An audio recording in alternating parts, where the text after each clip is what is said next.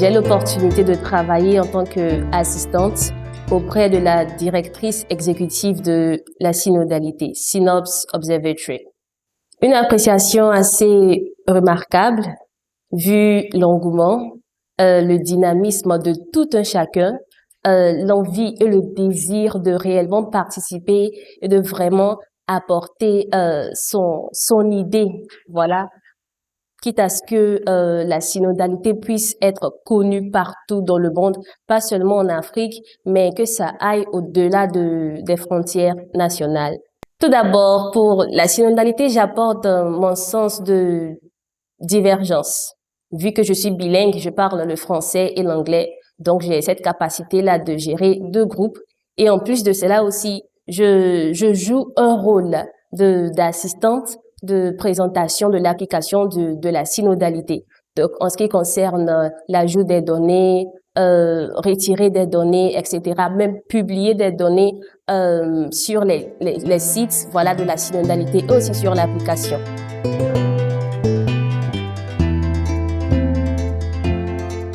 Vous pouvez vous poser la question, mais qu'est-ce que l'île Maurice a à faire avec l'Afrique, la petite île dans l'océan Indien, l'immensité de l'Afrique? Et pendant ces 3 jours que j'ai vécu ici à l'Institut de théologie de la Compagnie de Jésus, je me suis trouvé avec des frères dans une même famille pour marcher ensemble, pour vivre cet esprit de synodalité comme c'est dans l'esprit de notre baptême. Parce qu'en tant que baptisés, nous sommes tous des enfants de Dieu, des enfants bien-aimés de Dieu. La synodalité nous fait comprendre que nous marchons vers un même but, même si nos préoccupations semblent pouvoir nous mettre en division. Mais nous allons toujours dans le chemin du Christ, la lumière du Christ.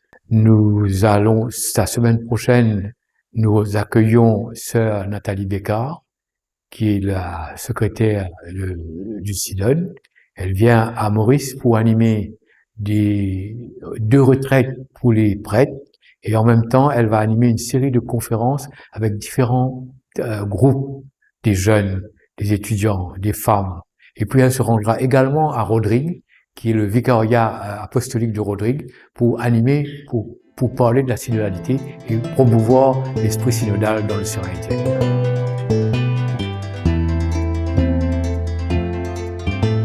Les jeunes, les enfants, les adultes, tous ensemble se mettent en marche pour la synodalité. Et ce qui se fait au niveau des PCCV, Petites Communautés Chrétiennes Vivantes.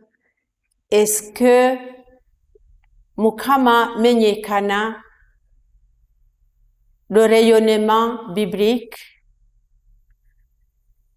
que j'ai initié et que je suis l'animatrice principale, œuvre dans le sens de la synodalité, en ce sens que le texte biblique, méditer ensemble sur ce que nous appelons la lecture et la méditation sur la natte familiale.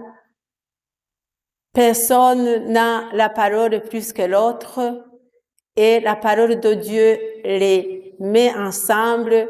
Ils sont en communion et en harmonie avec Dieu et avec l'autre pour la même marche vers la vie synodale, vers la vie en communion dans l'Esprit Saint.